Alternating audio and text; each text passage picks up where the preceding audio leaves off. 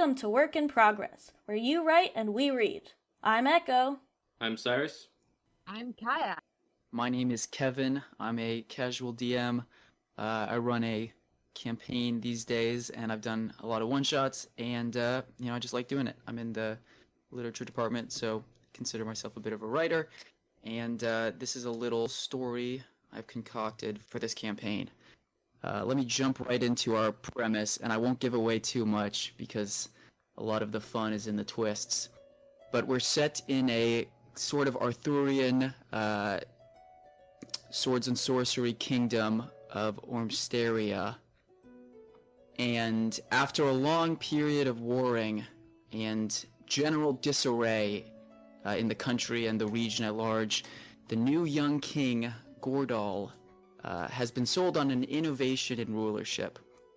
Now with newfangled law magic that his wizards have cooked up, any approved rules that the council that represents the whole kingdom votes on and approves become supernaturally enforceable.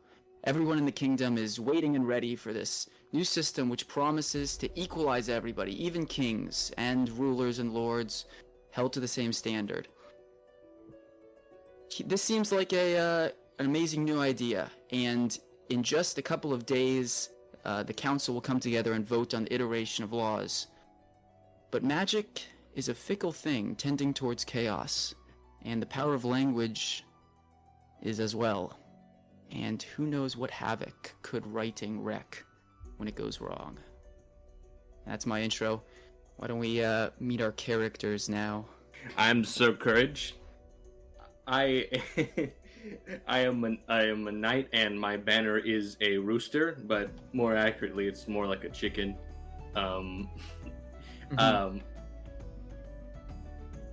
I would like to say that I am the bravest knight, but I'm not. I can't even say that I am the tallest. I sure as hell can't say that I am the strongest, but I am a knight of sorts. I did become one. It totally wasn't because I'm a hypochondriac and I'm afraid of things hurting me, so I found a way to sign up for something that would put me inside metal to protect me. Amazing. Yes, Sir Courage is in the castle guard, headed by Sir Hugo Ironsides, the master at arms.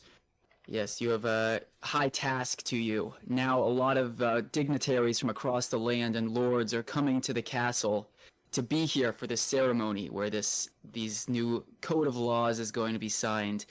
And you and the rest of the guards you gotta be on your best performance. There can't be any slipping up. So I'm sure he's just there. Sir Courage, he's psyching himself up. He's doing his self-actualization statements. He's getting ready for that. Echo, you are much more humble origins. Oh boy. Yeah, I'm Dreb P. Sog. I'm a halfling. I am an apprentice of sorts. I like to think it's more of an internship. It's paid. It's a paid internship. I write. I am a scribe. I am a stenographer for the higher-ups, and I hear the gossip. I don't repeat the gossip because I would get hung. Yes, indeed. You're in the service of the church, right? In your capacities as a scribe. That's Yes. correct? Yes, so you're working with Father Benedictus, and the good father is a member of the council. This council it's made up of a lot of people. It's actually made up of 6 people, so not a lot, but when it comes to sort of transitioning, pulling a little bit of power out of the monarchy, 6 people is not nothing. And they represent various groups. Father Benedictus, who you work for, is the local head priest, and he sort of represents the church on the council. And so you as well will be going to this ceremony because everybody on the council wants their own record of events. They want to make sure they've got everything down. So you're going to be tasked to transcribe everything that's happening. Yes, I'm going to copy it word for word, except for the cuss words. I will scratch those out afterwards. Indeed, indeed. Okay, so far out into the woods, into the deep greenery outside of the city, we have our third character. You want to introduce yourself?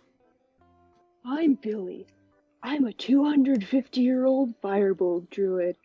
I was separated as an infant from my family and raised by literal wolves. But I was also briefly taken in by a human family. The little girl, Tiffany, was the one who started calling me Billy. The other villagers don't like me very much, and they prefer to call me Baby Eater and Wagon Breaker. At least the adults do. The children see me as a gentle giant who lifts them up in trees to reach the apples and might grant wishes. I also have a werewolf friend named Hyla. She was the one who inspired me to become a druid. Very good. Very good. So, Billy, I hear you take sort of an active role in the maintenance of those forests, right? It's kind of your area. You'd like to vouch for that? Yeah, that's true. Very good. Because there's new laws going into effect, magical laws, that will promise to enforce equality and fairness for everyone. And part of that rule, part that was worked out with you and some of the other Firbolg in the forest, is protection for that entire natural area. So you are very eager to see this voted on and approved because it all looks amazing. So you'll be coming into the city to see, along with these others, to come to this meeting, and whoever else you want to bring with your little delegation will also be allowed. You have been involved in this process for a bit because in order to make this magic ink for these new laws, they had to go out and get some magic water from a well way out in the forest. And so as part of that deal, you were able to get some concessions in this law to protect the forest, so that the law says that there can be no invasion, aggression, or trespass on the forest lands heretofore. So you're going to be able to decide who you want to bring and to attend this austere occasion. So let's go a day before, and we'll start with you guys individually. You haven't really met. Let's start with Sir Courage. It is the day before the vote, which everyone expects is just gonna pass. You wake up, you're in your barracks. You've slept in a little late. You wake up to banging. Get up! Get up! The master at arms, Sir Ironside, he's standing over. Everybody else is already up, and they're like all at attention already. And he says, "Courage, if I have to deal with this absolute dereliction of duty for another day, this day especially, I will have you cleaning the gutters for the rest of your enlistment. Do you hear me?" No, I'm afraid of what diseases I'll get from that. And also loud noises, if you could quiet it down. Oh, if we could quiet down. What do you think about that, man? They're all like, yeah, very, very afraid of him, but also like not wanting to say one way or the other. Well, are you gonna get up, or are you just gonna lay there? Yes, sir. All right, men. He pulls back. Everyone's in lines in front of their beds. Everybody else is already in their armor and got their like emblems on and everything. Their swords like polished in their sheath, and you're standing there in like your nightgown. Well, I have my nightgown, but I do have my helmet on because I'm afraid of bugs getting in my ears. Ooh, yeah, and you've heard that people swallow 8 spiders a night, and that is not for you. So you rattle around, stand at attention. He says, "All right, we've got, I don't know if you've heard, all of you living under your rocks down here, but we've got a pretty important day coming up. There's gonna be VIPs out the wazoo coming into this here castle, and if a single one of them so much as stubs their toe against their will, it will be your fault. You understand me?" Oh, yes, sir. Do you understand me? Yes, sir! That's better. Not good enough, but better. So, to stations. I'm gonna give you each a position, and you are tasked with guarding that position from every mouse, cockroach, invisible assassin. If so much as a mote of dust sneaks by you, I will have you in the Undercity. Do I make myself clear? Alright, he goes down and starts listing off guard positions. There's people being sent to all the doors, to guard the gates, to guard the drawbridges, people watching the towers. They're on full alert. There's people escorting, like, along down all the roads to make sure that caravans are super safe. And then he comes to you, and he goes, Oh, this one's funny. Sir Courage, do I have a job for you? Does it involve nothing? That'd be nice. Oh, if you do it right, it'll involve nothing. What I want you to do is... You and your friend here. let's say you have a friend. What's your friend's name? He's Sir Bayless the Well Endowed. Amazing. Classic. Sir Bayless is very easygoing. Almost, he's like too good at this. And you don't even know why he hangs out with you anymore. But you know he's a lifesaver on multiple occasions. You and Sir Bayless, which means the job might get done. I want you to stand, or I don't want you. I've been given this list, much to my own aggrievement and protest. I want the two of you to stand guard outside of the vault where they're going to be keeping the entire law book. The entire one? So I have to impress into you, Courage, the magnitude of this task. Okay. I will do my absolute best to make sure nothing gets in there. I brought my cleaning stuff, too. Your absolute best? You will Yeah. not merely do your absolute best, you will do anybody's absolute best. Yes, sir. 120%. Plus interest. Very good. Immediately after breaking, you will attend to that door, and you will not leave it for an instant, even to get food. Food will be brought to you, if you're lucky. And if so much as...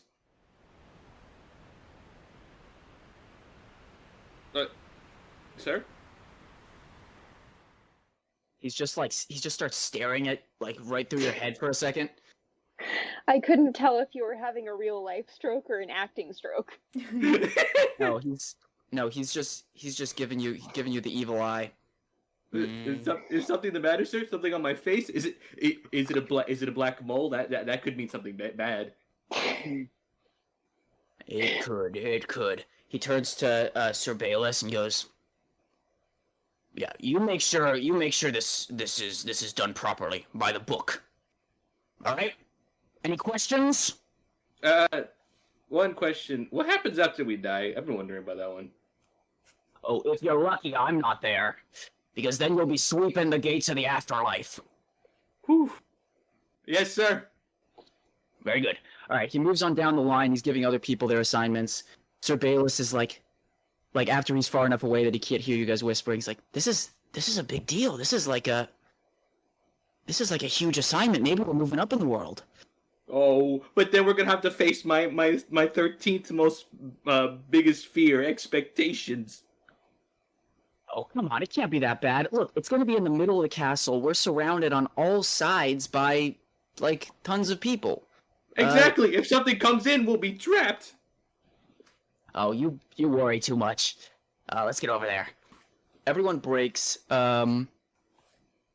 You head on over. You're led on over to the vault, pretty much. This is a room with this gigantic door that has this kind of magical, kind of mechanical lock on it. And once you get there, you see the old wizard, Alaric Everstar. He's there. The door's already open, and he and his apprentice are in there kind of like fiddling with the book. He doesn't say anything when you come in. I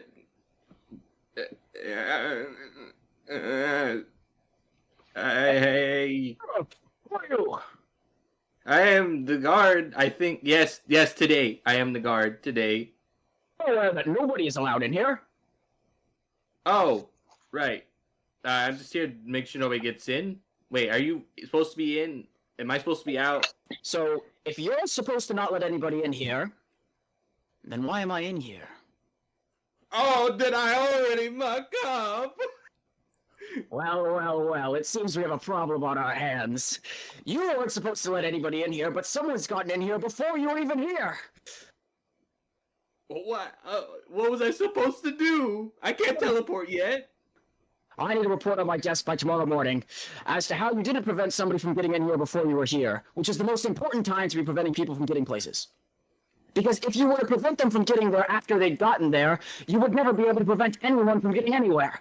And then what's the good of anybody? His apprentice is like this younger woman. She's like, okay, calm down. All right, I think we're finished up here. Maybe we just let them stand post, okay? He's like, I think we should be taking this much more seriously. If people aren't prevented from where they're going before they're going there, then nobody's prevented from getting any place. She's like, yes, you're quite right. Okay, let's get out of here. And he's like, very well, let me just check these last few. And he like starts flipping through this book. It's a huge book. It's like 3 feet tall with this rich jewel-encrusted gold cover. And you flip it, and the pages are all really thick. They're like animal skin. And the ink on it is, like, being this close to it, you can smell the ink and how magical it is and how special it is. Yeah, it's just a very, very interesting looking book. It has a lock on it so that when it's closed, it can be all locked up. Yeah. So the wizard, he kind of like pages through, kind of looking absent-mindedly. His apprentice kind of looking over it with him. And then after a little bit of that, he's going to go and leave. So they close the book. The apprentice locks it up and like seals the magic with a little burst of purple. And then they both head out and close the door and do the arcane part of the lock. The apprentice does like a and it seals with a all sealed up. They give you a nod. The wizard says, no more letting anybody in there. Yes, sir. And gives you another evil eye, the second evil eye you've received today. What's up with the evil eyes? And then they head out, and you're kind of just standing there outside this door now. There's a lot of people passing by every once in a while, and they seem pretty curious what's going on inside this room. And what do you do? How do you kind of present outside this door? Completely stiff, kind of like those guards in front of like the Buckingham Palace, the ones that are just standing there and motionless. Unless somebody gets too close, and I kind of like poke them with the lance. Yeah. As you're standing there, you see a familiar face walking by. It's your father, Lord Tedley Courage, a very portly old noble. And he's going by, and he's like, he's got his whole delegation of like maidservants and things. And his own scribe running behind, like, jotting things on a notepad. It seems like he was dictating something, but now he's gotten derailed by the smell of food somewhere down the corridor at some feast they're having. And he's going by, and he's walking by, and does, like, a double take. He sees the rooster, which he's also wearing, and goes, "Oh, Dad, I'm great. I'm guarding the thing now. This is great." Don't tell me. Is that where they're keeping it? Yeah, yes, they are. And how do you guard it? That's so incredible. I'm glad to see you're finally making steps up in the world. Yeah, steps, that's what I'd call it. Well, and your little sister is there. She's, like, running around his leg. She's like, It would be a lot to, me and your sister if we could take a look at it up close. Dad, I very much would like to if I could, but it's not really my call. I have to keep this thing closed. Oh, come on, it's just on me. I've never heard a fly in my life. You remember when the flies were in the house and I just put it in a little cup and took it right outside? I don't think I've actually killed a fly. Okay, let me actually think about it. Well, No. yeah, it was a nice fly family that we had living outside our house for a little bit. But Oh. I already had a wizard yell at me today for letting them in, which I think they're supposed to be in there. So I unfortunately I can't let anybody in, or else I'm gonna lose this spot. Oh, well, that's too bad. Maybe we'll come back later. Maybe later when there's less people Sure, around. Dad. Yeah. When the laws change, maybe. Yeah, maybe we'll come back later tonight and you can give us a little private audience. I've heard that just by getting close to those crystals they put in the cover, it can make you jump 3 feet higher. That's what the rumor was. Can I roll to persuade my dad to follow his nose towards the food instead of inviting this? Go ahead, make a persuasion roll. All right, first roll of the day. Yes. All right, I got a 9. He says, "Well, so let me tell you something else. Did you know that there's a traveling circus coming to town?" A circus? But Dad, I didn't know that. But mostly because I'm afraid of circuses. Clowns really scare me. Oh, no. Well, they have a clown, but you can just look away for that part.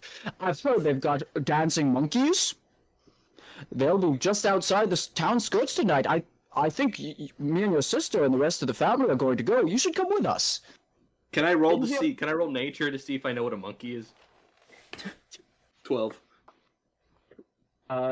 You tell me what that means. Do you know what a monkey is? I've heard it's a little man that's hairy. Amazing.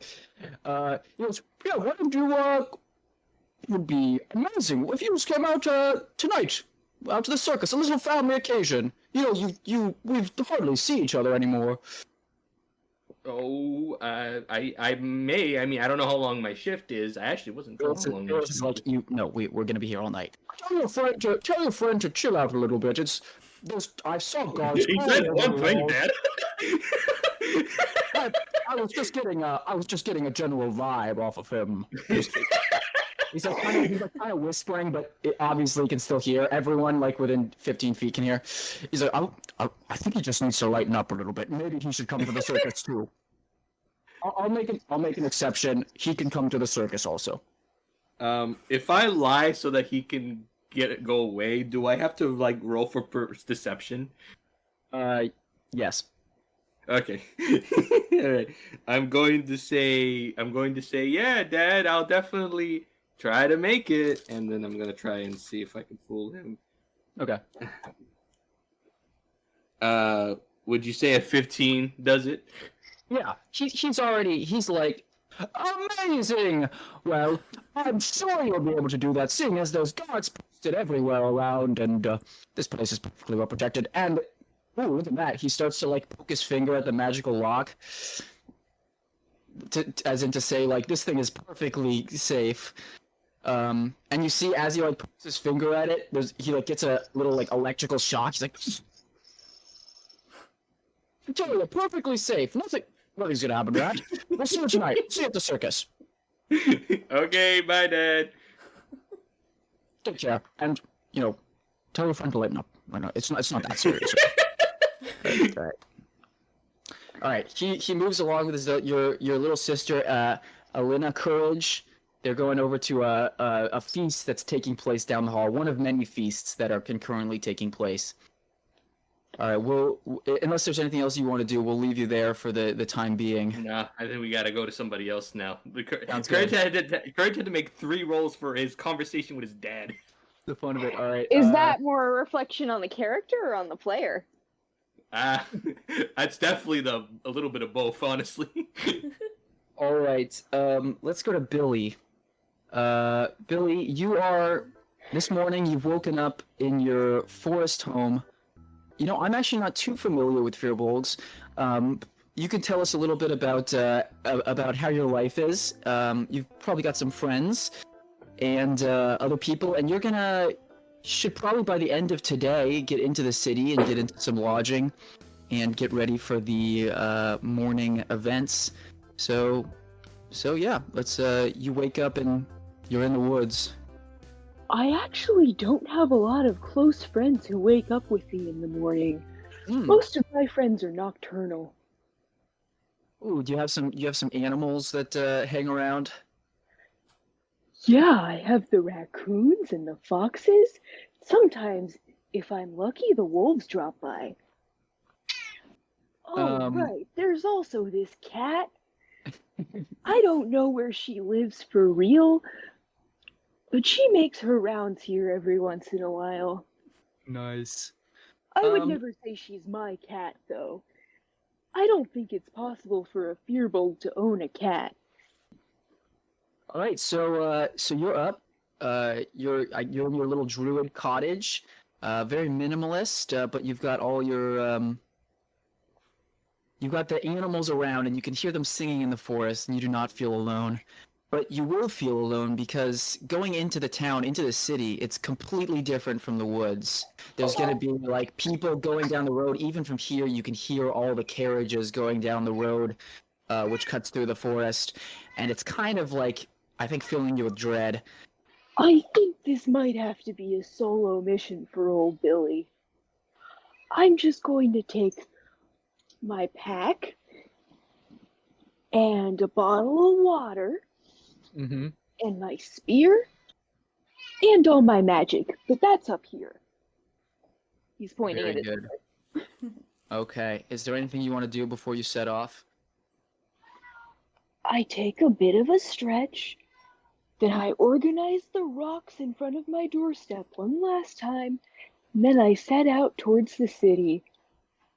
As you're going out towards the city, a little pack of foxes that you know comes up and they're running along you. They're like, "Hey, where are you going, Billy?" Oh, I'm sorry, foxes. I don't have much time to talk. I'm headed into the city, and I want to get this walk over with because the anticipation is killing me. Can we come with you? Sure, why not? Hooray, we get to see the city. And then the mama fox comes out and goes, Absolutely not. That is not going to... Billy, why would you allow them to do that? I'm sorry, Mama Fox. Sometimes I forget that other beings have parents. Well, my should mama remember that in the Wolf future. hasn't told me what to do in 150 years. Wait. Oh, well- rest in peace, Mama Wolf.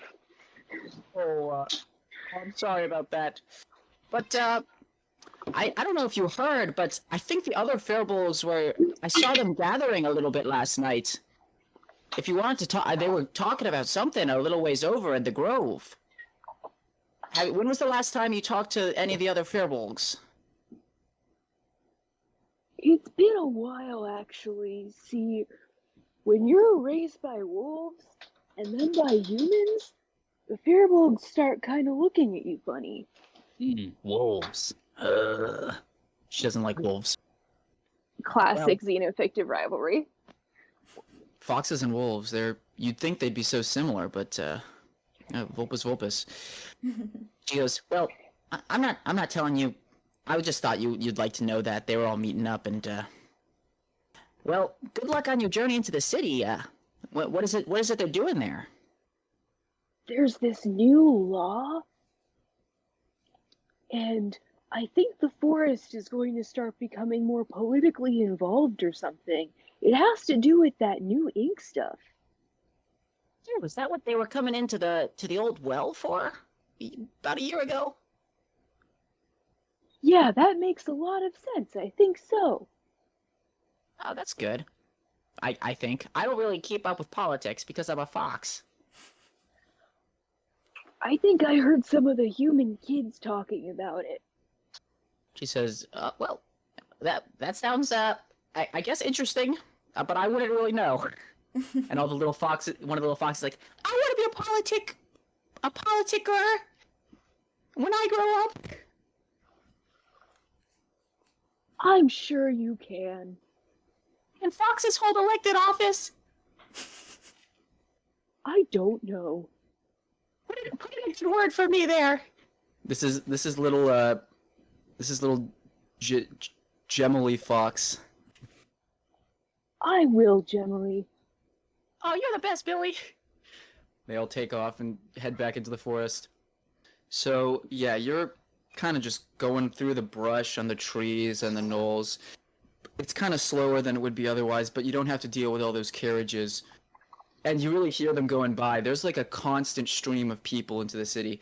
The city, it is the city of Longcliff in the country of Ormsteria. But eventually you make it to the edge of the forest, where there's a little ways to go. There's, and now you have to walk on the road. And there's all these carriages passing by, most pulled by horses, processions of people. So you're kind of standing at the forest edge, watching all these people go by. How are you feeling at this point? I'm pretty scared, actually. I'm gonna take a big deep breath.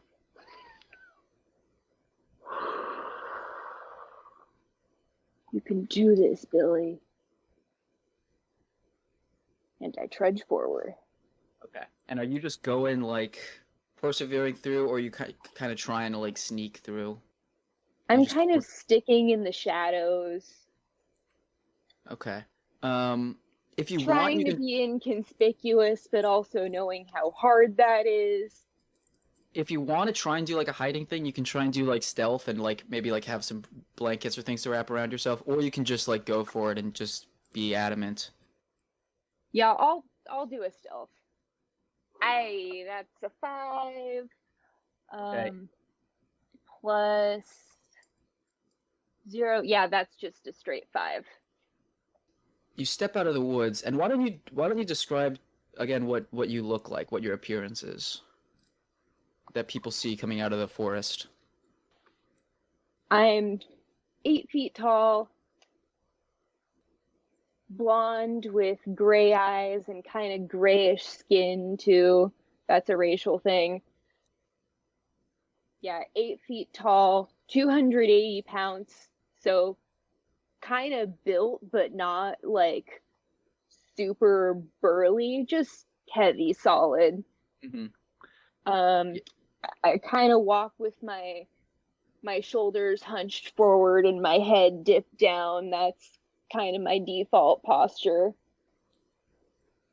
Billy walks out of the forest, and immediately people are like freaked out. You hear shouting like, "A monster!"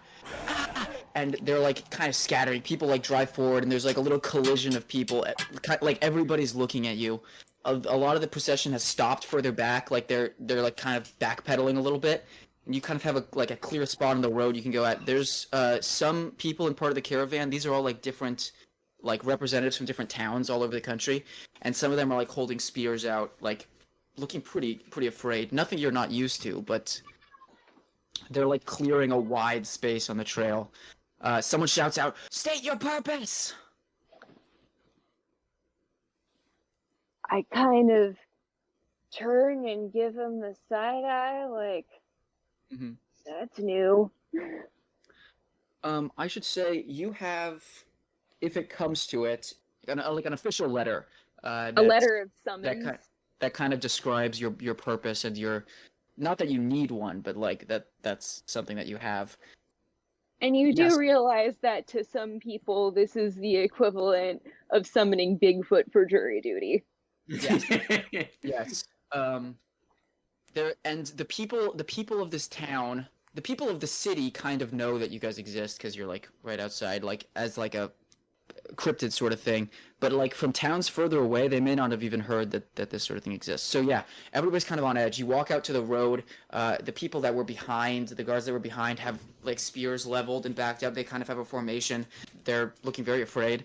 Those carriages are stopped. The ones that were the other direction have run a good distance forward, kind of clumped up, and are now kind of looking back to see what's happening. I'm still kind of trying to keep a low profile, but not really doing it that well, like looking side to side just in case anyone tries to throw anything at me. You like start walking forward. They're like kind of backpedaling. Finally, like a big, like the leader of one of these caravans steps forward and says, "Why should we let you pass through it? You mean to get into the city?" Yes, actually. And just why should we let that happen? Oh, this is probably the part where I show you this, and I take out the letter, and it's kind of crumpled up, maybe a little bit muddy, but still legible. Mm-hmm. You take the paper out and you like walk forward to this guy to like give it to him, and everyone else kind of like jolts away, but he's kind of like not cowed as much. This guy looks like a warrior, like a veteran. Make a persuasion check, I guess. Okay. 18 plus 1, that comes to 19.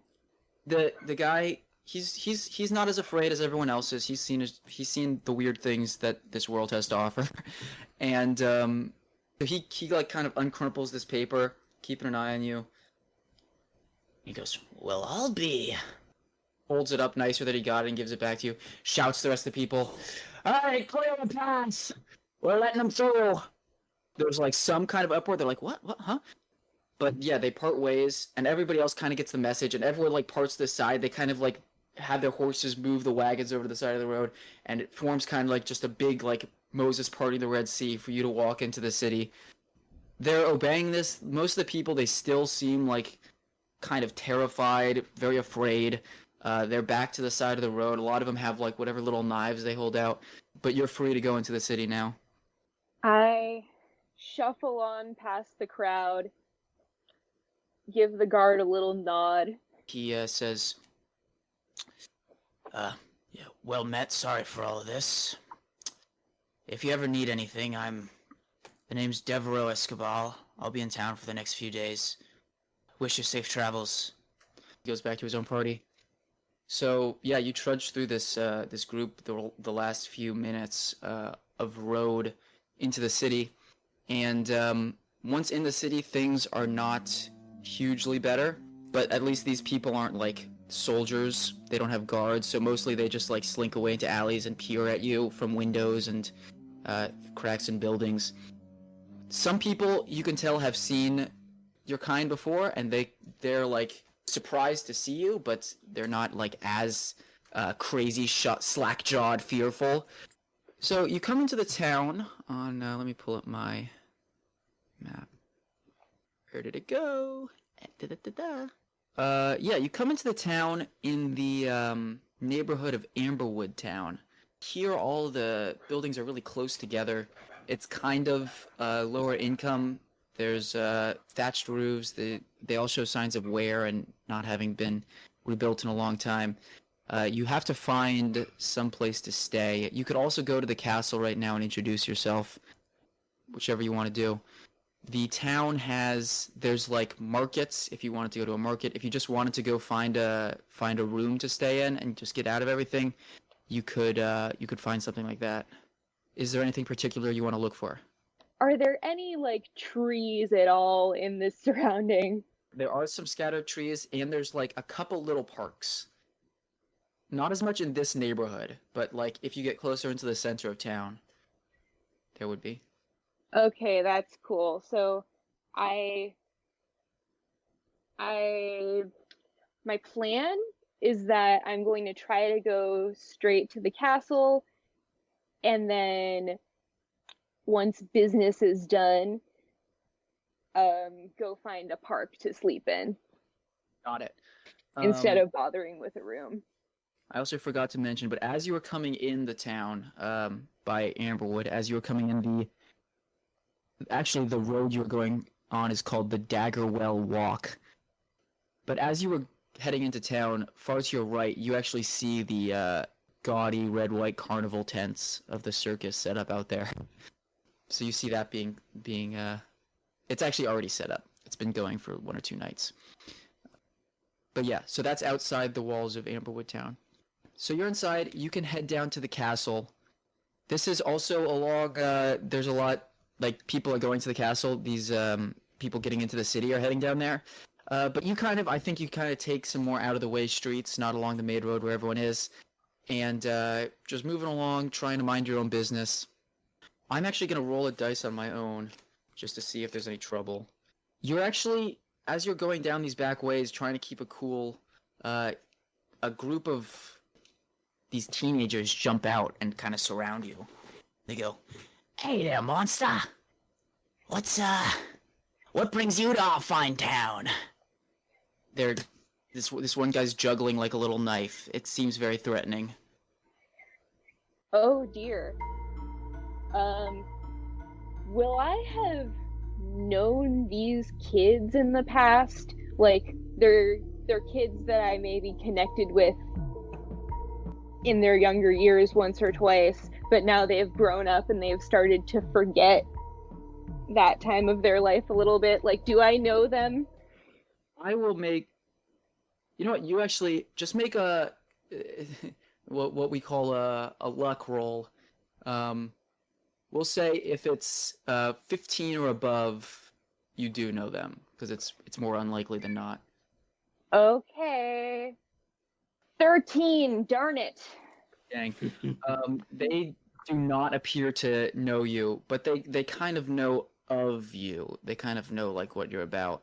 When you're a child, old Billy is a granter of wishes and a friend who helps you reach high places. When you're an adult, he eats babies. Okay. That's not true. I've never eaten a baby. So I guess they're kind of verging on both. They're like on the So maybe on the a little borderlands wary, between. little paranoid. So maybe you could try and appeal to that legend of yourself somehow. Like right now, you're kind of like, like hunched over, like kind of concealing yourself. So they see you as kind of vulnerable and flighty. Kids, relax. It's just me, old Billy. You want to make a persuasion roll? It's unlikely I would really know any tricks. Do a little magic. I don't know. Oh God, I rolled a 1. Oh no. No.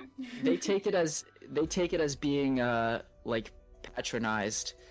I think with a 1 you're gonna have to go to combat. They're gonna attack you and try and take whatever you're carrying.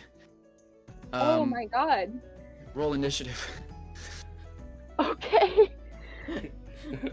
Do we just have to watch? That's a 7. Unfortunately. Thank gods are not with me today. Damn, I should have joined this. I should have just gone to the circus with my dad. I could have been in the proximity. Oh no. As this goes on, because there's like a ton of guards nearby, so the fight will not go on long without authorities like arriving. So I guess we'll just have like 1 or 2 rounds. There's 3 of these hooligans. You're in a back street, but it's still like the noise is gonna attract guards. So you don't so much have to think about this as like having to beat up these guys. Like you can take different approaches. I'm gonna roll to like see how soon the people are arriving at the end of each round. But it's probably not going to last more than a couple rounds where you are. So keep that in mind. Okay, so one of the hoodlums is going to like jab at you with his little knife. Does a 8 hit? Nope. Got it. The second one jumps in. Does an 11 hit? Still no. Very good. It is your turn then. You've got these 2 guys that have just like jabbed at you. One is a little bit further away. Okay, I don't want to do anything too dramatic, so I'm just going to try to whap one of the closer ones back with my spear. Okay. Go ahead and roll to hit. Alright. 19? 19, that hits. Go ahead and roll damage. Okay. That's a 6, plus strength is 2. That is an 8. An 8. Good. I mean, this is a devying blow that this guy was not expecting. It kind of like hits him in the shoulder and he like stumbles over to the side. He's like, what the hell? I don't know my own strength. I'm gonna roll the dice to see how quickly people are approaching, or like if it's getting heard. This thing I'm attacking attacks me. What the hell?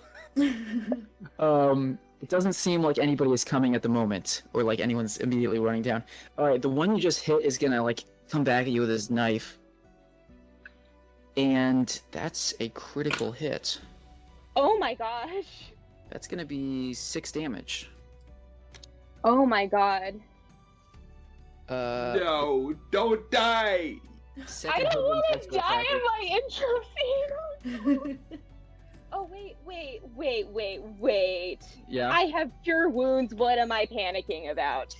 Okay. I the can s- heal. The second hoodlum is also does an 11 hit. An 11 does not hit. Gotcha. He misses and just tears your cloak a little bit. It's back to your turn. Okay. I am going to aim for another spear attack. Got it. The same one you hit before, or a different one? The one that's currently closest to me. So yeah, that could be either the one you've already hit in the shoulder, or the guy who hasn't taken any damage. The one who's already been hit. Sounds good. 10. No, it's not gonna do it. Alright. Oh wait, actually, no, they're not wearing armor. That will hit. Oh, okay. 2 of this is I from the was- presumed leather armor, but they're not wearing any armor. I was about to act my miss. No, you connect. Perhaps with a blow which would not have hurt them if they were wearing armor, but since they are not, it does. Okay. That's a 7. So you have the choice. Are you trying to kill this guy or to knock him out? Just knock him out. Okay.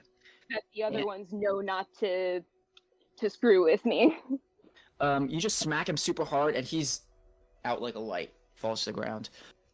You, at this point, having knocked him out, you want to make another appeal to them, like either a persuasion or intimidation check to try and be like, get out of here. Okay.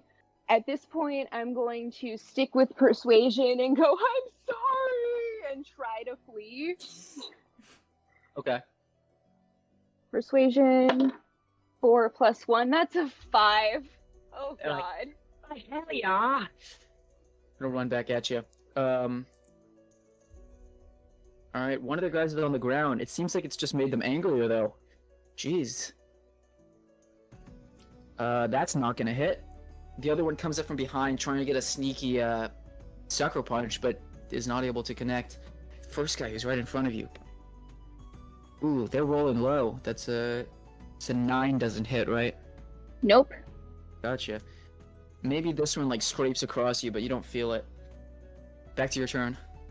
The one that just scraped across me, at this point, I am going to whip out the Thorn Whip.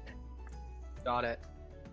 Even if it's just to make a point, and this one works like a melee attack. 19? Yeah, that'll hit. Okay. You have the damage for it? 2. Just 2? Yeah. Pulls them. I'll have him make a dex save to avoid being pulled off his feet, and he's gonna make it. So he's like kind of jolted forward. Ooh, okay, that was a 20. So guards have overheard this fight happening, and now there's like shouting. They're like, "Oh, what's going on over there?" And at that, these hoodlums are gonna try and run away. So with them trying to run away, you can take an attack of opportunity if you want, or you can just let them go. I'm just gonna let them run off. Okay. Good. They run off and they take their friend. They like carry their friend with them and run away. The guards show up and go, "What the?"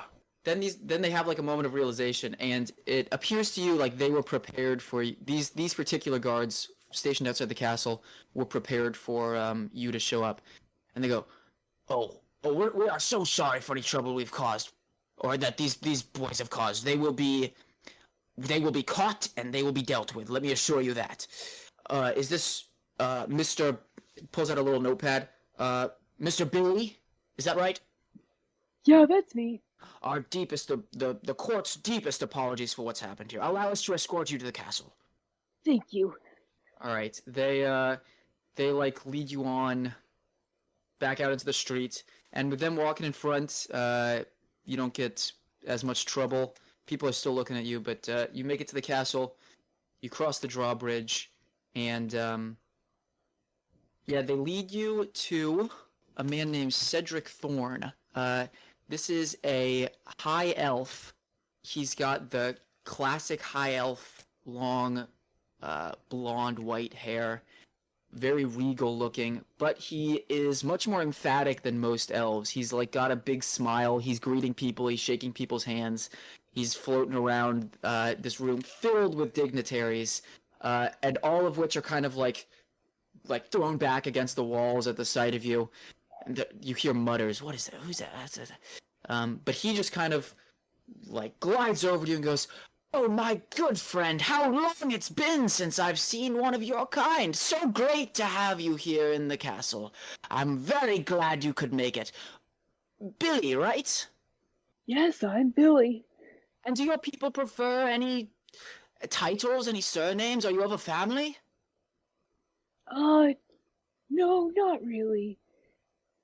See, I was given the name Billy by this little girl named Tiffany, but that was a long time ago, and I'm 250 years old.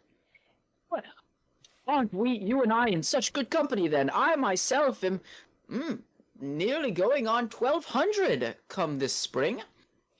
But they fly by after a while, I'm sure you can relate. Great, good to have you, though. I've made sure to set aside a seating for yourself and whatever. Did you bring any company with you? No, I'm afraid it's just me here. Oh, well, I sure hope you can make some friends. My friend Gemily the fox wanted to come, but her mother wouldn't let her. And to be honest, I think she had a point. Oh, but she's absolutely welcome if you would like. We could send out an envoy into the forest. That sounds amazing. I honestly wasn't expecting that. Oh, of course. I am the master of masters of ceremony.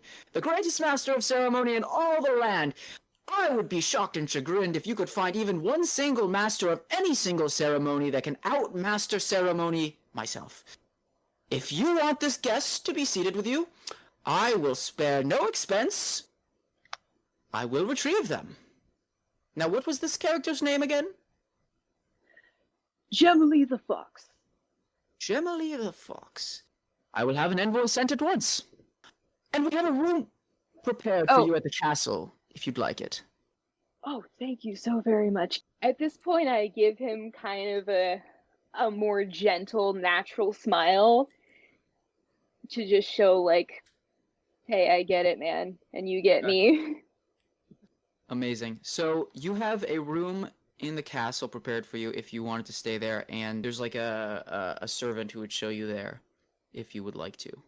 I'm left a little rattled by the previous attack, and I'll take that room in the castle. Okay. If it means that I'm guaranteed safety. This sort of butler type leads you to a room that is very nicely made up for a human at least. The beds are a little small for you, but what can you do? It's got a nice view that overlooks this great park out in front of the castle. And to the left of the castle is the ocean. This is a coast town. Far off past, you can see the harbor, and way out there, the walls wind around the whole city. I spend some time staring out at the harbor because I don't get many opportunities to see the harbor, being a forest dweller. Yeah, sounds good. Sounds good. Dreb P. Sog. You're living in You're probably living in Amberwood Town, in a little old building that needs repairs pretty badly. You've got your whole setup there. Your husband, Ernest, he's already out. He's been up all night. He's kind of just been stationed at the castle because it's so busy there and they really need him to, keep everyone in line. So you wake up nice and early. You've got to get to, you've got a day of working with the church ahead of you. Let's say you stayed up last night. You had to, take notes on things that are said as part of your job, and then you've got to, transcribe them and put them down in official lettering. And that takes a really long time, and you're pretty overworked. So you wake up, you have cramps in your hand from all this writing you've been doing, and now you've got to head back out and spend another day taking notes. So, is there anything you want to prepare, or what you do in the morning?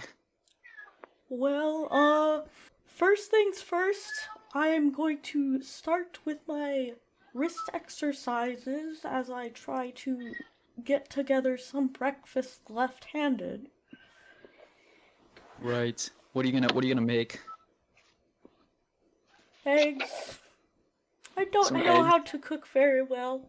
Yeah, you take some old eggs. You don't want to actually test them to see if they're fresh because then the possibility would arise that they're not.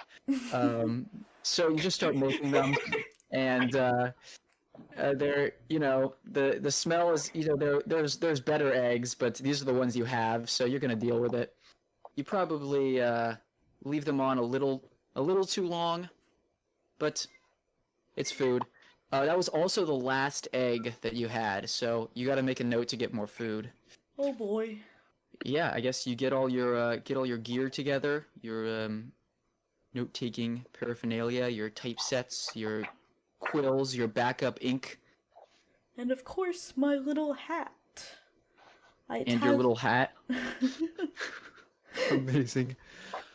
You go to leave to head out to your job, and immediately you open the door, and there's this gigantic woman standing outside, like, Dreb. Oh, Where's the rent, Dreb? the what? This is the rent. This is Oh. Marge Flumbury, your landlord. Oh boy, the rent. Yeah. I know you work for the church, and they might be all charity and all the joy of humanity in their hearts. So look at me, I'm the church. I just go around throwing coins on the street. But do I look like that? Am I wearing a sigil around my neck? She No. isn't. No, you're not. That's a very astute observation. I can see why you make such a good note taker. But you're a month past due on your rent. What are we gonna do about that? I suppose you can collect it. I mean, I have it. Yeah. Well, that's good. All right, well, yeah, why don't we just do that right now? That would be 2 gold pieces for the month. And interest makes it also 1 bronze piece. Oh well, I don't have that one bronze piece. I left it at the at the church. Okay, well, I suppose we'll collect on that next time, with interest, of course. Or you can come by later today, I suppose. I suppose I can find it in my heart to accommodate that. She takes your 2 gold pieces and says, "Well, have a nice day, Dreb. I hope I'll be seeing ya." Stalks back upstairs. Oh yeah. All right, I guess you head on down to the church. You see all these carriages moving and everything's happening. This has been like going on for days, so you kind of don't even acknowledge it anymore. You get down to the church. It is a very serious building. This is like the main church for like the entire country. It's like the head, there isn't like a pope. He's kind of like a big deal because he's also in the government. And you are the scribe for him. You show up at the church. There's a lot of preparations happening. They're decorating the walls. They're freshening up all the stained glass windows. They're cleaning everything. They're putting out new missals. They've got new artifacts and gold things for the altars and everything. You see the lead parishioner. Yeah, so there's like all hustle and bustle inside the church here. It's all activity. They're like cleaning, they're freshening everything. There's new people. A lot of these pilgrims who have just come have got to go to the church to make their to give thanks for a safe journey. So it's kind of like crazy busy in here. And the lead parishioner is a gnome, a little old gnome, and she's running around like giving orders to people like, "It's not clean enough. I want another coat of varnish on that one. Make sure those pews are sparkling." You go back around to the Coventry, but you go back around to where Father Benedictus, a very classic priest name, is working on some writing. He says, "Dreb, I hope it's been a wonderful day, wonderful morning." Yes, Father. Yes, it's been great. "Are you well fed? We've got a lot of work ahead of us over the next 2 days." Oh, I'm I need to work on that. Yes. Oh, make sure you do. I can't have you missing a single word. Words are important these days, you know. It's all words this and words that. You begin to forget that actions even mattered. I'm writing all What'd this you say? down. Oh, that's very good. See, that's why we pay you the big bucks. That's why. So, for today, I have plans. We have plans to meet with the court wizard. We're going to have a discussion with him. I'd like to just get some finalized. I've already talked with him before, you remember, but I'd like to get some more details on this whole thing before I finally take my vote. And there's a number of people who have made meetings with me. So we are going to hear from some more of the populace, as is our God-appointed task. Of course, yes. And in the morning, I expect you to be well rested and ready. We'll be going to the castle bright and early for the beginning of the proceedings. I expect there to be a great ruckus. We're going to need the most attentive note-taking to parse out the most important words. But I know I can expect that of you. Of course, yes. That's Certainly why I'm here. There's a knocking on the door. It is this young woman.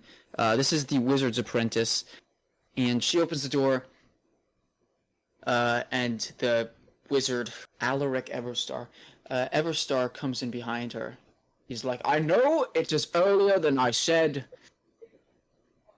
but I've just been in the habit of getting places early these days. It's kind of just how I operate. This apprentice is like, oh, that's exactly right. Much to my chagrin. So yeah, you're gonna be in meetings kind of for the day. Some things that you glean from these meetings. The wizard is talking about so Father Benedictus really wants to know about how this law book's being made and the type of magic is in it. He's really concerned if there's any like traces of evil, like devil magic, because devils usually do contracts, so he's very concerned about that. But it is not devil magic. They attest that it's very humane. That it if you break a law, what it does is it can teleport you into a jail cell if it's severe enough. Otherwise, it like records what has happened and makes you attest for it. And the level of like magical scrutiny you're put to is correspondent with the level of crime. These laws, most of them you have been in hearings for before over the course of the last year, as like that they've been working on this. Like the language of all of these has been like meticulously plotted out, so that people are happy with it, and there's like kind of a general consensus reached. And some things which are like kind of taboos, but they don't really need to be enshrined in law, like illicit substances and things like that, are not enshrined in the law. Those are like kept being enforced the traditional way, which is compromises people have made because that's so like mutable. There's discussion about the actual ink, which is they attest from a source, like a sylvan source in the woods. It is more derived from sylvan magic. And it is what gives this law this power. The ink is very magical. It took a whole year to like concoct this ink. Is there any other questions you kind of have? This can be like a place for exposition, sort of. If you were like, what is it about this, or what is it about that? I suppose I'm curious about what do we know about this wizard? Like, what is our knowledge of him? He's been the court wizard for a very long time. He's an old man, but he's still very sprightly. He's probably getting into like his 100 and teens. He is a human, and like as wizards are, he's like kind of supernaturally reinforced himself. And yeah, he's served for several administrations, I guess you could say. He was the wizard to the last king, who actually got deposed recently. Tyrant King Florsage, who was deposed at the end of the last war, which ended not more than 5 years ago. So yeah, he's been wizard for a really long time. Pretty much all faculties were made use of in the war. The wizard, they're magical. He's like got his tower where he's got a lot of students. They're kind of on the cutting edge of a lot of magic, especially this type of typomancy, which is magic derived from particular use of language or involving particular use of language. So this country is kind of on the cutting edge of that. A lot of it developed during the war to help win the war. But there was like a mass movement at the end of the war against the leadership, against the tyrant king who they thought became bloodthirsty and crazy. And the church played a particular role in overthrowing him, actually. And that's kind of why these laws are coming about. The current king is his son, but he conceded that he'd have a system that these laws would be put in, so that could never happen again. That's part of the impetus for this. So during this conversation, during these meetings I'm having throughout the day, I am recording the final reiteration of what all of the plan is for the ceremony, so I'm like vaguely familiar with what will happen. You are, yes. So what the procedure is going to be tomorrow is the council, which is 6 people, I think.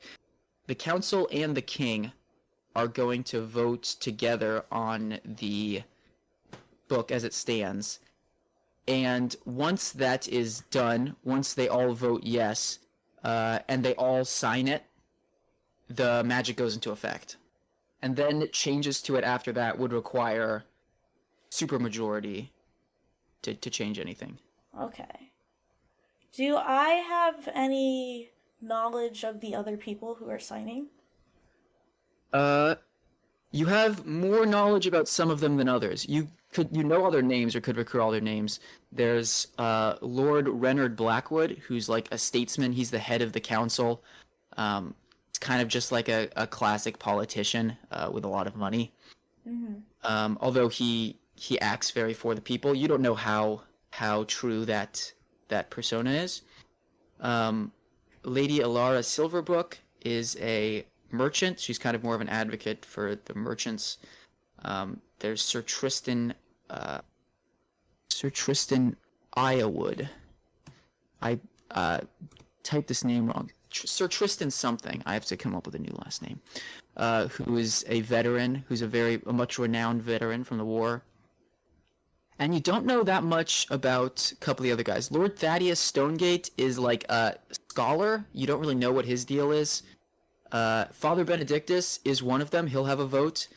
And Lady Ariadne, you don't know like anything about her, save that she shows up when she's needed. Are there 8 people signing? 7 people. 7. Including the king. Okay, cool. I think I'm good. After the wizard and his apprentice are done, they depart, and for the rest of the day you've got meetings with just the clergy and like whoever else, merchants and people of the faith who've donated a lot of money to the church and like want to get in and have their own questions about what's happened and like making sure that they understand the law as it is and that something hasn't been changed at the last second. There's a lot of worry. People are very afraid that things are going to get changed at the last second, like snuck under somebody's nose. And you're assured, you were assured by the wizard, Benedictus was assured by the wizard, and then he assures these people in turn that once it was approved by everyone, they combed through it, like all the members of the council were there.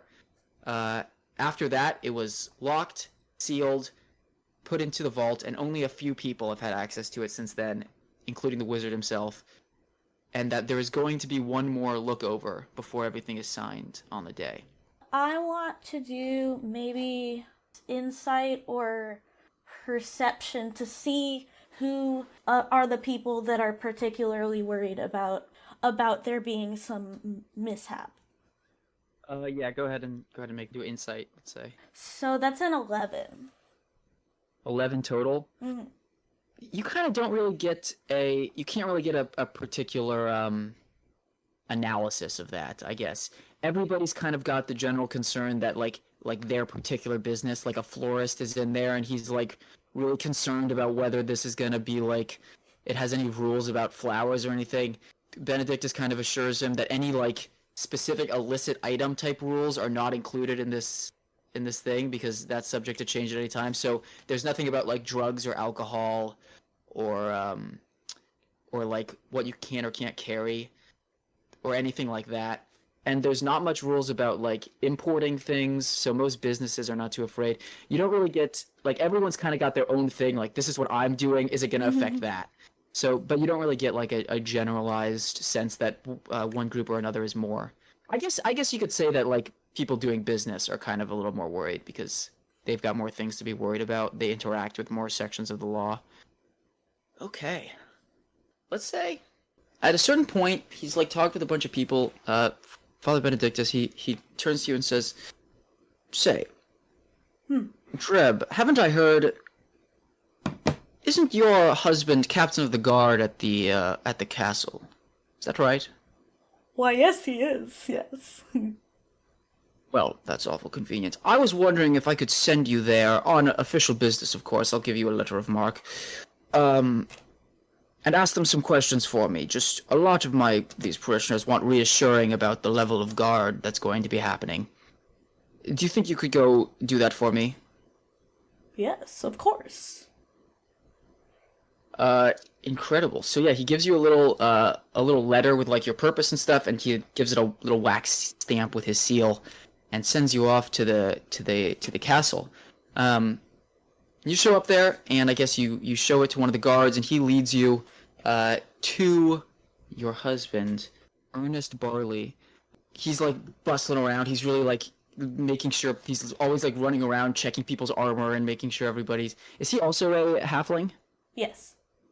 Yeah, so he's kind of running around, he's like a lot smaller than everyone else, but he's got a stool that he carries around, and he sets it down in front of a knight who's posted up in front of something, and like goes up and inspects their armor, and then pulls it up again and inspects like all the way up, and he's like totally moving around, and he's going around, and he sees you and does a double take, and goes, "What are you doing here?"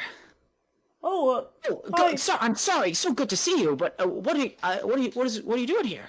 I'm here on official business for the church, actually. Yes. Well, that's good. How can I help you? I show him the letter. Oh, right. Of course. He wants to know. Well, Dreb, this is good work. Yeah. Do you want to come talk in the other room, or should we do it just right here? I don't know what the letter contains. It could be personal. I don't know. Let's go in the other room. He takes you back into an armory room. He says, "So you're going on you're getting sent out and getting information? That's a step up." Well, thank you. I mean, I like to think that it's just part of the job. I think it's a bit of a step up. Well, anyways, it seems like he's concerned, wants to know about our level of guard, which is very valid. I respect him for that. Benedictus, he seems like a respectable man. But let me assure you, and you can assure him, that we've never been better defended. If somebody breaks in here, they'd need a army of dragons to do it. And nobody's getting through all the guards we have, all the barriers we've set up. Everybody in here is safer than a... I was never good at similes. That's okay. That's okay. Well, let me show you. So, and he takes you out and starts walking around, and like he's like pointing out all the guys, and like he's trained a lot of these people, even though there's like way bigger than him. And he goes, "So see, some of the finest soldiers you've ever seen. This one here, one of my most prized students. Absolutely incredible work. Nobody's ever getting past him." Walking around, just doing that, pointing everything out. He gets to the room where the book is actually being kept, where Sir Courage is standing outside of it, and what are you doing? This has been like you standing there for about 4 hours. I'm fucking Mario 64 sleeping like.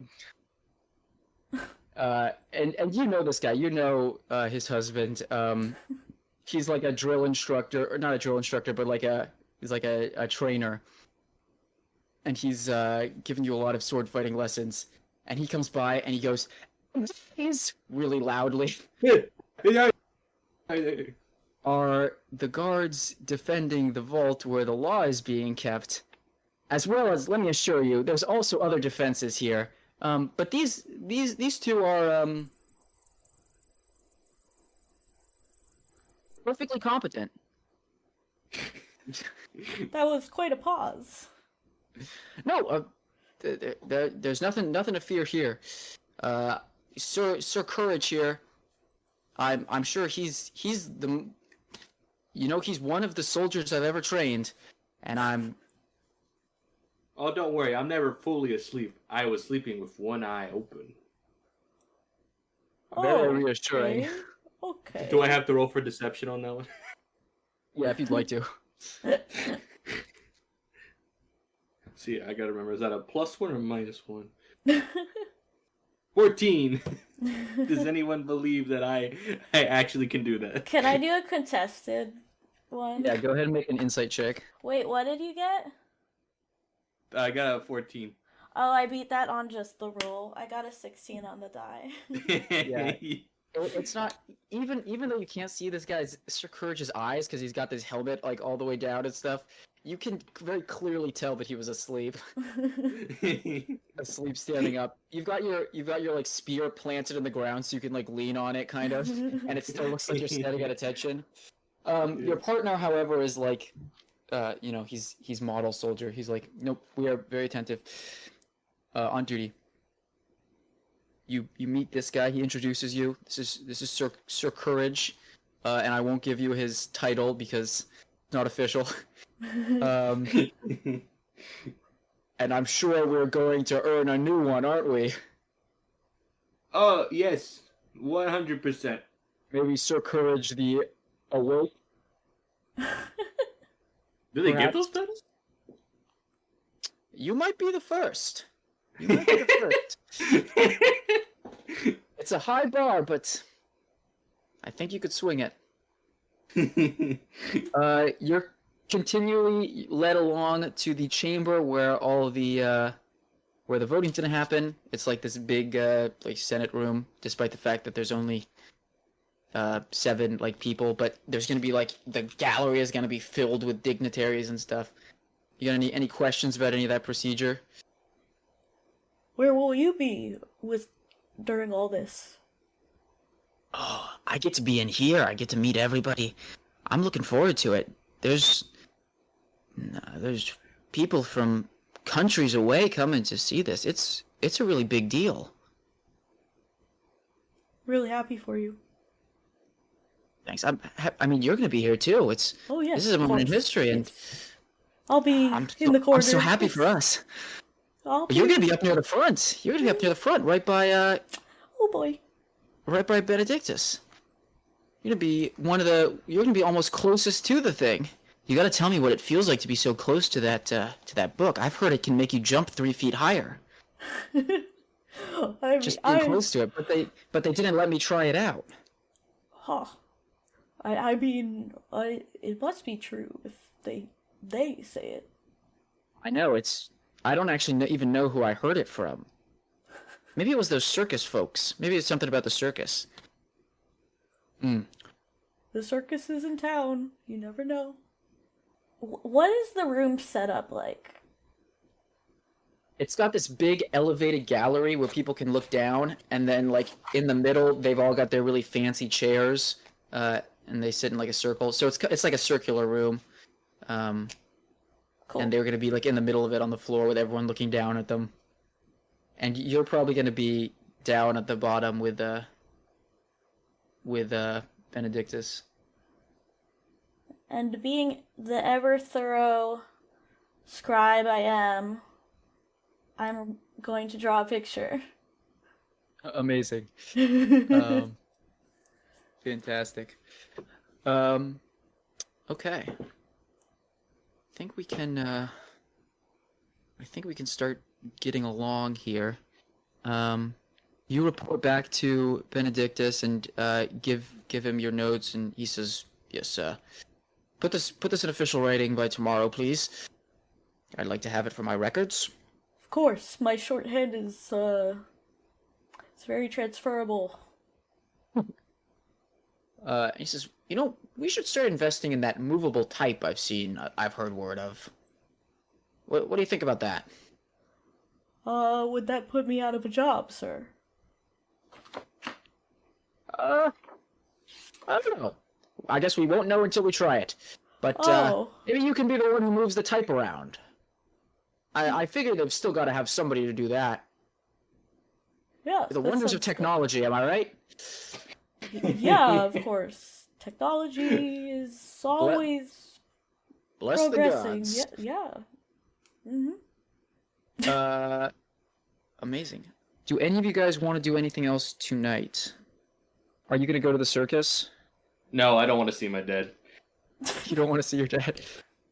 I'm definitely staying up late transcribing all of that. Yeah, you're transcribing stuff. You guys can all kind of hear the circus from where you are. Billy, maybe you watch the ships coming into the harbor. There's a lot of them.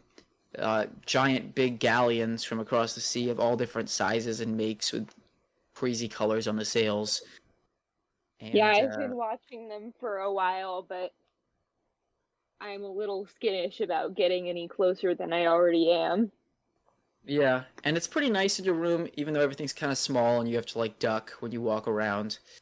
At a certain point, somebody brings you room service, and do you want to get any food? What kind of food is there? There's roasted lamb chop. There's an entire pig. There's the royal stag from the distant meadows that only the king's guests are allowed to taste. There's not much in the way of vegetarian food, but they would offer you a salad if that's what you wanted. It's mostly exotic animals, and then not a ton else. Attacking those lamb chops because, to be honest, I've been walking for a while and then fighting, and I'm super hungry, and I'm a really messy eater, and yeah, that's fine. Sweet. Dreb definitely stays up all night transcribing that. You hear the sounds of the circus are very distracting, and they kind of get in the way of your working. You can like hear those like the bangs of carnival music all night, and it kind of makes you want to. You kind of be like, oh, wouldn't it be nice to go run with the circus and just play music and put on a show? You know, you've kind of got a part of you is kind of like, maybe I should check that out at some point. But you have work to do, and so you're like sitting there transcribing stuff, or maybe you probably thinks maybe I could run down there and see what's going on, and still get back in time to finish all this before tomorrow. Can I see it from the window? Not really, because you're in a really crowded part of town, and the buildings are like stacked up. There's a bunch on top of each other, and then there's a wall. It's like right outside the wall. Well, my handwriting is getting kind of messy. I think I need to stretch this hand and perhaps stretch my legs. I'm going to walk close enough to see the tents. Sounds good. I am going to remember that I'm also afraid of my father. So I'm like, oh shit, I should probably go to the circus. Yeah. You start like, are you gonna try and like sneak away? You've still got your friend Sir there, who is very much on guard. I'm going to say, Sir Bayless, I need to use the little knight's room. He goes, make a deception check. Damn it. Stop lying all the time. I'm too scared to tell the truth. that's actually very valid as a character flaw. 7. 7. He goes, what are you doing? You're not planning on going to the circus, are you? Because that would be the most ludicrous thing anyone's ever done. I'm just gonna walk by real quick just to make my dad think that I'm going to It's be all the there. way across town and outside the walls. What if I someone can comes get by there and in checks in time. on us and sees you not there? I'll just leave my armor, and then we'll put some hay in it. That's the most ridiculous thing I've ever heard, literally in my entire life. Really? I'm actually trying to think, and I haven't heard a more ridiculous thing than that. Okay, Like, Bailey. even since I was a child. I am aware it's ridiculous, okay? But I just need. I will be back. I will be back in no time. I just need to go make sure that my dad thinks I came. I will owe you. I will owe you a favor beyond any measure. He's like, okay. You better be quick though. I'll say that you're using the restroom if someone comes by, but I can't do that twice, you understand? They'll expect you to go to the bathroom quickly. That'll only work one time. And after that, I'll have to say you just, like, ran away. And you know how that could go. Are you sure you want to do this? It's pretty ridiculous. You don't know my dad. He's gonna make a fuss about it. Alright, well, be quick. Be I'll very be quick. I'm going to, actually, I'm going to roll acrobatics just to see how fast I run. Okay. Or athletics. Or athletics actually would be better. That's actually higher. 25. 25. Okay. Whoa. Are you gonna like change into something else, or are you still gonna be wearing your like guard outfit? I will. Because if you're wearing the guard outfit, there's probably gonna be a stealth check to get out of the castle. Ooh, I'm rolling good right now. That's a 22. 22. Okay, so somehow, by some superhuman feat of both speed and agility, and stealth for some reason, you maneuver your way, dashing around the corners, pulling back when you see someone in that corridor. You, as living a life of someone who's chronically afraid of lots of things, you are very good at hiding at the slightest sound, the slightest disturbance. You're running, stops on a dime, pulls into a little crevice in the wall, lets some people pass, on your way again. At this point, it's actually more cowardly to completely escape than it is to face up to anyone. So it's just second nature to you. You don't even have to think about it. Before you know it, you're out in the castle. Nobody's even noticed you're gone. Nobody that you can tell anyway. And across the drawbridge, off into the night, towards the sounds of the circus and the lights, you can see they've got like little firecrackers going off and things, which you can kind of see poking above the wall. This isn't like an Attack on Titan wall, but it still like obscures it enough that you can only see the tops of the tents. You're running very fast. You're like, and as you're running, you recognize Dreb on the road, walking very slowly, or I guess like briskly, but comparatively extremely slowly. You guys definitely notice each other on the road. What? What? Hey, Dreb. Are Hey. you're supposed to? Aren't you on watch? Okay.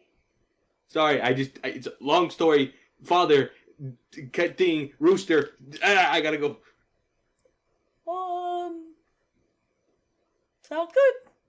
I turn around and walk back home. Okay. All right. You go back home. You've had your share of excitement for the night, I guess, from that interaction. I'm gonna go to Ernest. Okay. Wait, is Ernest Oh, are you? asleep or? I figure he's just like he's like staying at the castle, Oh, like I'm in going preparation to for the this. castle. I'm gonna go to the castle and tell on Yeah. you. Oh no. Oh boy. All right. Make an insight check, Courage. 13. You like said hi and stuff, and you're running past, and then you get the idea. You're like, wait a minute, I think he's gonna go tell on me. You remember that this is Ernest's husband. I do the fucking eyes pop out of my skull like. You like skid up to a stop on the ground. What do? Back to the castle. Yeah. All Well, right, I'm gonna try to find Dreb. Dreb, wait, don't tell your husband that I exist. No, don't tell your husband that I'm here. Don't tell your husband anything. I take a solid minute. Just like, thinking, if I were to continue walking toward the castle, where would you go? I mean, where would I go right now, or where am I supposed to be? I'm asking you a question. I also asked the question. Oh, good point. Good point. I'm going to the castle. Where are you going now that I'm going to the castle? I'm going to see my dad, who's a nobleman, who will be very disappointed in me if I don't show up. But I'm supposed to be guarding the castle. I'd very much appreciate it if you pretend you didn't see me.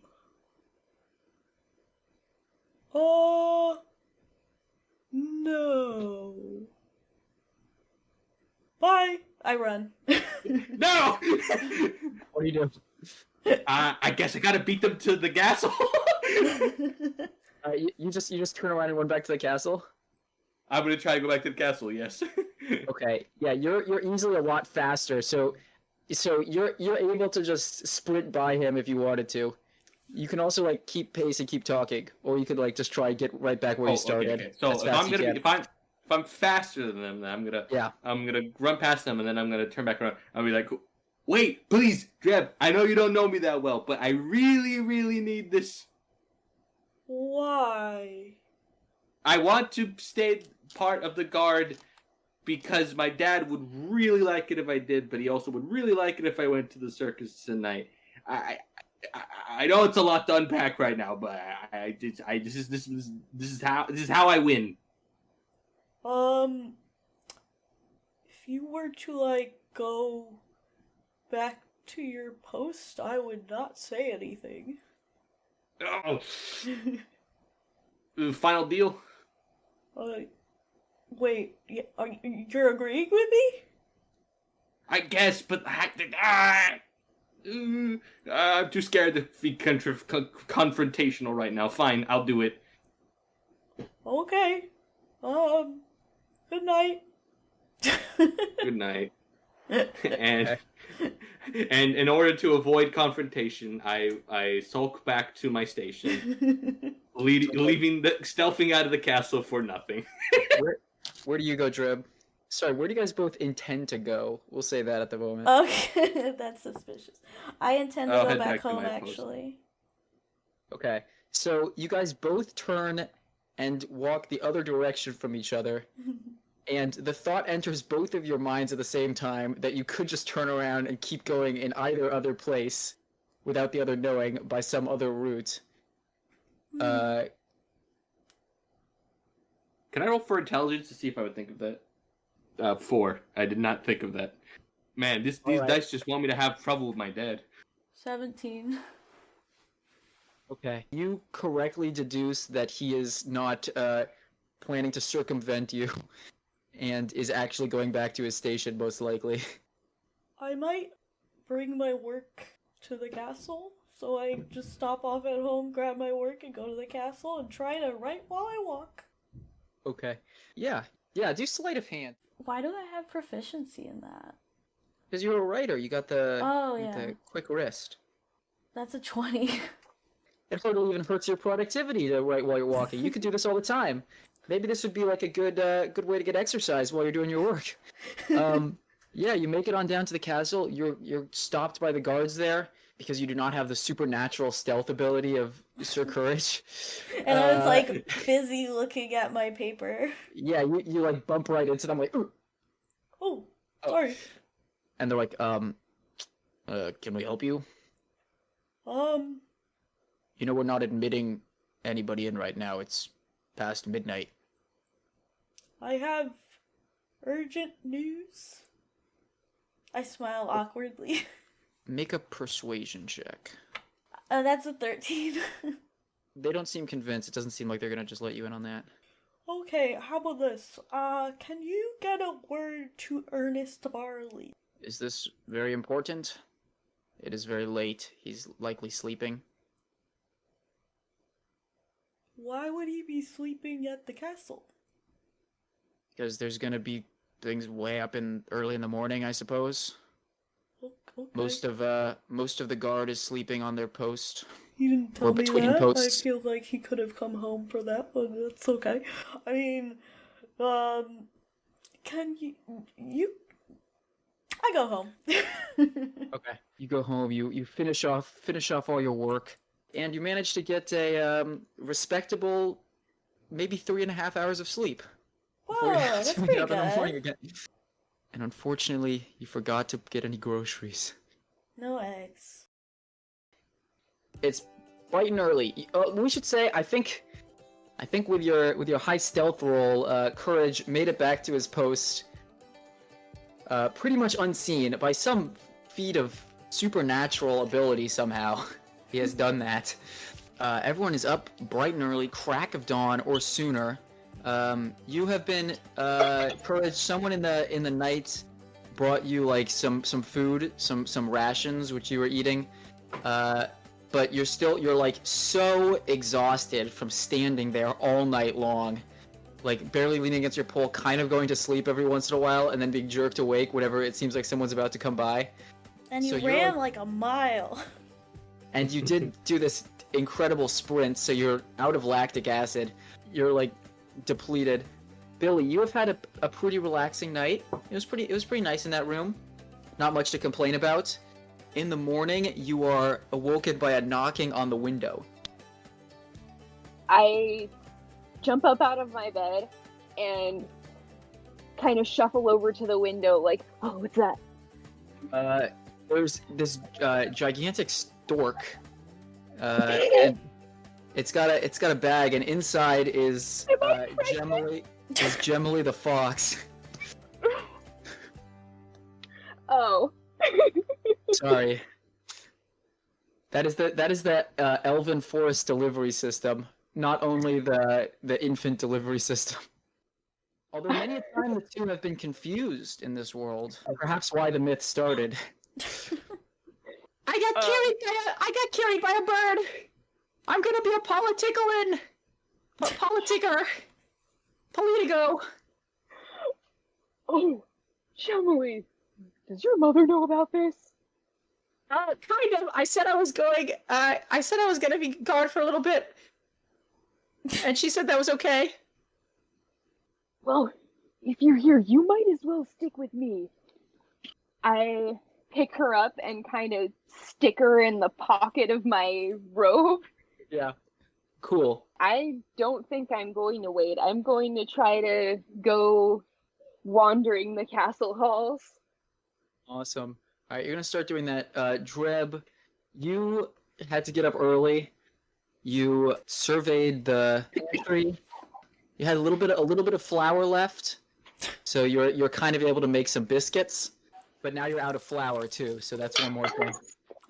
Add it to the list. And bright and early, you headed out and met up with the church delegation at the castle. And so yeah, you're with Benedictus, and they're pretty much just gonna go straight to the chamber. There's so many people. The whole city is bustling. There's noises everywhere. There's actually a lot of markets out. People are selling things on every street. Even people who aren't like actually traders or merchants, they're just like everyone's having a yard sale to get rid of what they can to some unsuspecting foreigner. The harbor is full of ships. There's noise everywhere you go. It's pretty crazy. You are in the castle, and you also have some time if you want to. The ceremony's probably going to kick off in earnest in like a couple hours. I suppose I check on Ernest. You check on him. He's already running around. He's like still doing what he was the other day, like making sure all the knights are polished. He's running around with like a rag to like clean up any armor that is out of polish, and he like chides people if they're not holding their swords correctly. Okay, that seems alright. He sees you and he goes, "Oh, I hope you got some sweet sleep last. I hope you got good sleep last night. Are you ready? Isn't this exciting?" Yes, yes, yes. I'm very excited. You get to be right up near it. Make sure you test it out if you can jump 3 feet higher afterwards. Maybe it wears off. Oh, Um, maybe. I mean, if I jump 3 feet, that would be like like I would jump over you. Wouldn't that be something? Well, I have to make sure everything goes perfectly tonight, or this morning. We can't have a single mistake. I'm sorry. I should have told you I wasn't coming home last night, but I've just been pretty much going at this constantly. That's okay. I mean, I'm also doing important work here. Oh yes, that's amazing. Excuse me. I have to attend to something. He starts running off. He goes, courage. He starts running off in his direction, and you hearing that name, you're like, Oh boy. maybe I. Do you want to follow him there, or do you want to go somewhere else? Uh, I'm gonna follow at a slower pace. Maybe, hopefully, just eavesdrop without being noticed. Okay. And Billy, you're wandering around the castle. Is there anywhere particular you want to go? Can I hear anything that might pique my curiosity? Can you hear anything that might pique your curiosity? There's like so much noise happening. The boats are interesting to you. You could go down to the harbor, but then again, you don't know if you want to leave the castle. It might be a hassle to get back in once you leave. There's just so many voices. Everybody's having conversations. If you like step out into the hall, you would hear you'd hear people just sort of talking about what's going on in their home countries. No, I wouldn't really say there's anything that's like immediately striking to you, particularly to you. The people outside your door are talking about stuff back in their home country of Chaia, which is country to the east, and about how like prosperous trade is going there right now. Finally recovering from the war, they say. I'm going to pass by them and just keep walking until I can find a stairway, because I'm going to try to go down towards like the ground floor. Mm-hmm. You walk past them, startling them. Like they see you looking out of the door, they're like, and they jump back. What are you wearing now? Are you going like? Do you have like something like a formal attire, or are you wearing the same stuff? I am wearing the same stuff. Just like a cloak and leather garb or something, I imagine.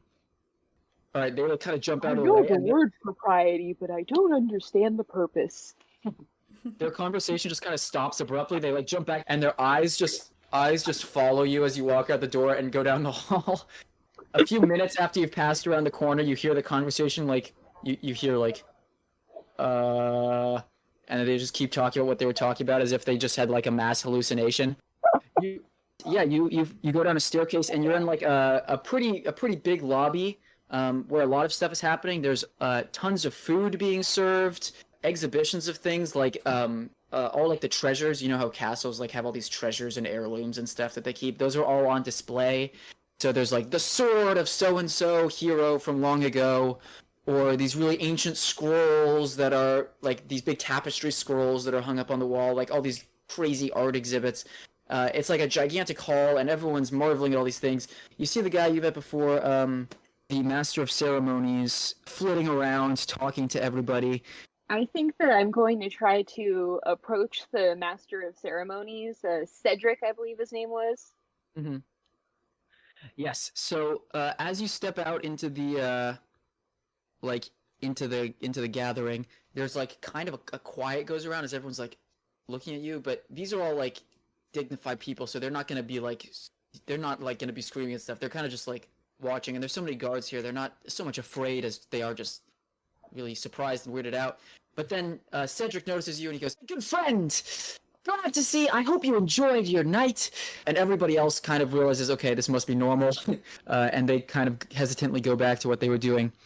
And he comes over. He's like, "How did you enjoy your room? I hope it was to your liking. I know maybe a bit small, but I did ask them to extend the bed frames. I hope it was to your liking. I felt pretty well rested, thank you. The bed Very was glad. a little small, but I sleep curled up anyway. It's the best way to sleep. Is there anything I can do for you? Anything to make you feel more comfortable? I know these little humans, they are all shocked eyes, big expressions. I hope it's not too much of a disturbance. There's many things I can do as master of ceremonies all across the land, the most masters of ceremonies. There's many things I can do as master of ceremonies, but one of the things I can't do is the people in the ceremony are, well, the guests at least. There's only so much controlling of them, and my lord will not permit me to mind control them.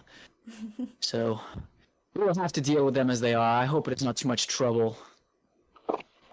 I give a bit of a shudder, like, whew. Alright, let's, Dreb, you fought trailing behind Ernest. He seemed like he just remembered something, and is now briskly walking over to, where Courage is posted up in front of the vault. And, you're, like, kind of half asleep at this point. Now it's, like, not even asleep. You're, like, in a state of prolonged, half-awakeness.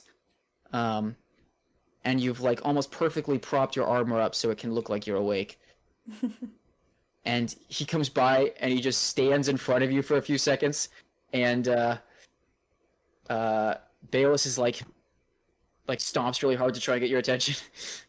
Hello, sir. Courage. Courage. Yes. Courage. Standing watch dutifully, I see. Yeah, yes, always. Everywhere. This place right here now, yes. And is this mud I see on your boots? Yes, sir.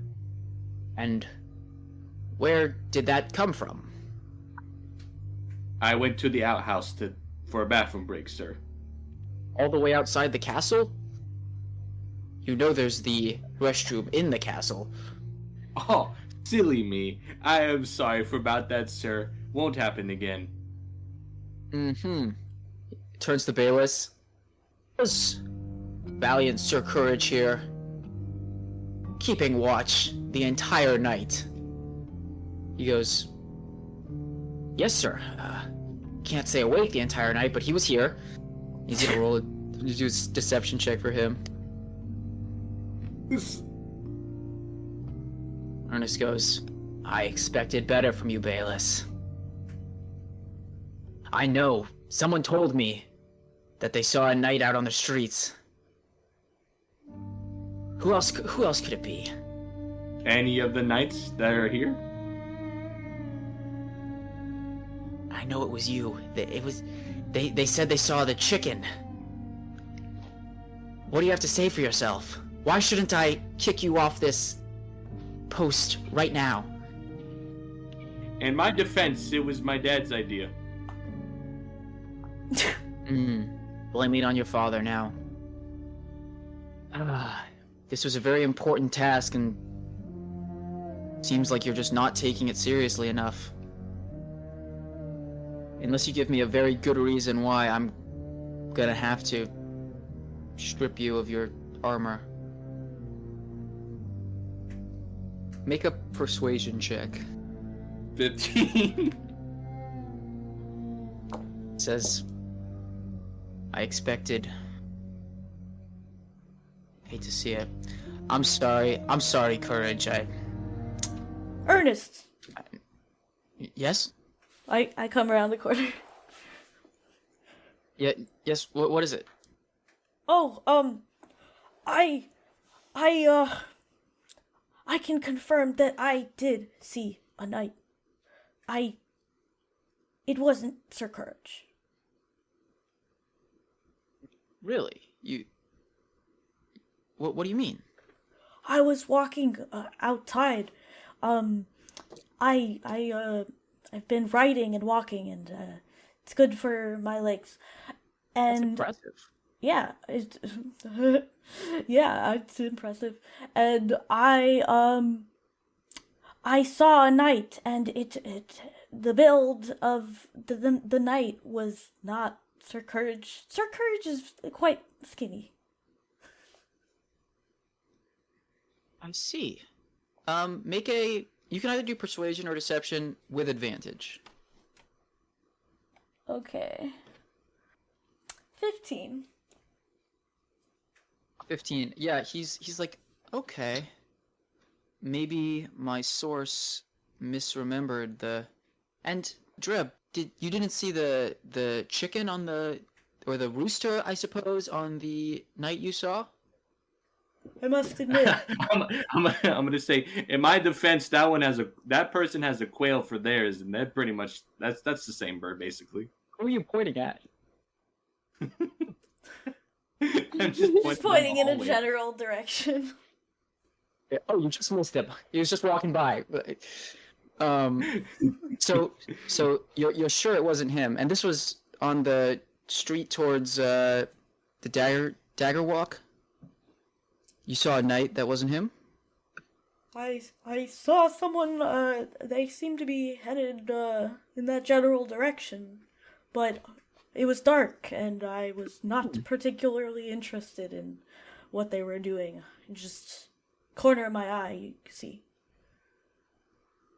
Well, in light of this, I suppose I must have been wrong. Sir Courage, make sure that next time you need to relieve yourself, you do so in the nearest lavatory, rather than the one all the way outside and across the drawbridge. Yes, sir. Alright. He keeps going. He's like, alright, well, I've got other stations to check with. Stay sharp. You guys keep moving on. Do you want to keep following him, or goes to Moss? I probably... Can I motion the Dreb for just like a second? Like come here real quick. Okay. Sure. What gives? Why do that? Well, you went I'm back. whispering. Didn't you? Yeah, I guess I did. That's good enough for me. Well, thank you. Yeah. I go find Benedict. Or what's his name? Benedictus. Benedict Cumberbatch. Benedictus Cumberbatch. Stop. Once you call him Benedict Cumberbatch, there's no way we're ever gonna hear his real name again. Benedictus! I think there was an actual pope named that. Yes. I'm also thinking of eggs. Of eggs, yeah. I just, in my apprentice / internship way, just sidle up behind him and try not to make noise. Okay. Just Yeah, you follow find him him in the around. crowd. Find him in the crowd. You follow him around. He's like talking with people. They're like, "Father, how good to see you here." Like people who obviously haven't been to church in a really long time, but they're just trying to paper that over. Yeah, there's a lot of stuff going on. There's actually a band playing some music. That's kind of catching your attention from time to time. It's very nice sounding music. There's a lot of really cool, like epic, like books, old books. Kings are in habits of writing books, which then go on to be very famous because it was written by the king. So there's like some really famous tomes and stuff. Yeah, and like the particular Bibles. It's you guys have like a multi-pantheon, a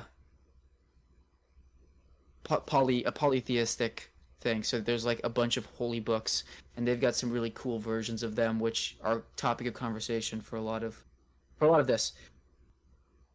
Right, the ceremony is getting closer.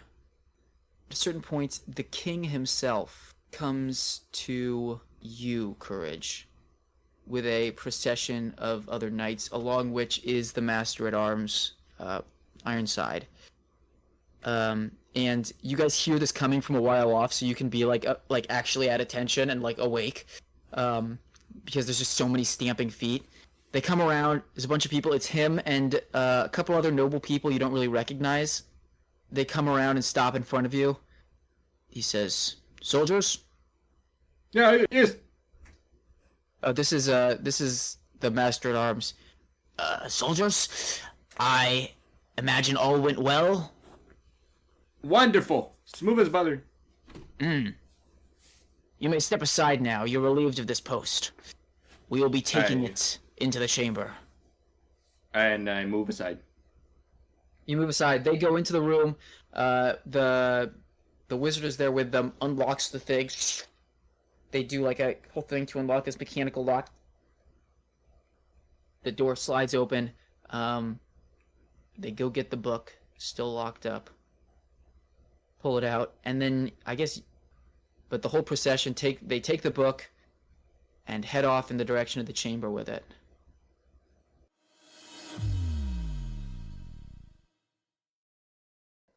All right. Cool. Yeah. All right. Thanks, guys. That was pretty cool. Yay! Yeah, that was can't really wait fun. can't wait to see what happens next. Oh yeah. Awesome. Can't wait to edit All it. right. No. If you guys got any feedback or any suggestions or anything you can put that in the Discord. I do like feedback. Do we wanna plug anything? Man, you guys all have things. No, I don't. I have a couple of things. Go ahead. Big bragger. I'm just kidding. Oh, stop. Again, I have a blog called Aurelia Under the Radar at WordPress. And I also have a Bandcamp, Chaia, Chaia, Pritchett, Pritchett. And I'm Echo. And this has been what are we calling this? I thought it could be called like the something saga or something cool, but maybe we'll just be like, this is the D&D pod. Well, We'll come up Kevin, with do you have a something. name for whatever adventure you're calling this? Off the top of my head, I like that I came up with the word typomancy. I think it could be something like that. How about The- Tales of Typomancy? Alliteration. The typomancer's folly. I Damn, like that that's one. cool. No, that's not good. That's No, we're not because- using that. Aw, using that. Because I This love is the all word staying folly, in. though. this is all staying in. Well, I don't know. We can put names in, and then you can add it to the podcast in retrospect. Yeah. We'll be like, it has changed. It'll be something new every time. All right. Okay. Cool. Bye, guys. See ya. I have to Bye.